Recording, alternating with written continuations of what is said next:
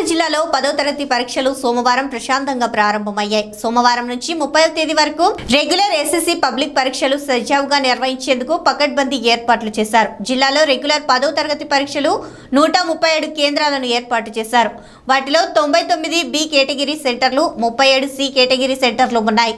కాకినాడ జిల్లా వ్యాప్తంగా మొత్తం 2262 మంది విద్యార్థులు పరీక్షలకు హాజరయ్యారు. వారిలో రెగ్యులర్ విద్యార్థులు 27,856 మంది, రీఎపిల్ విద్యార్థులు 4,374 మంది, ఓఎస్ఎస్ లో రెగ్యులర్ 25, రీఎపిఎస్ విద్యార్థులు 7 ఉన్నారు.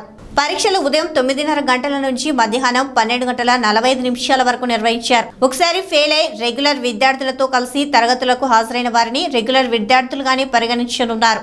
సిడబ్ల్యూఎస్ఎన్ స్క్రైబ్ విద్యార్థులు జిల్లాలో 32 మంది ఉండగా వారు స్థానిక పరీక్ష కేంద్రంలోని 9వ తరగతి విద్యార్థుల సహాయంతో పరీక్ష రాశారు. వేసవి దృష్టిలో ఉంచుకుని తాగునీరు, విద్యుత్ సరఫరాకు ఇబ్బంది లేకుండా చర్యలు తీసుకున్నారు.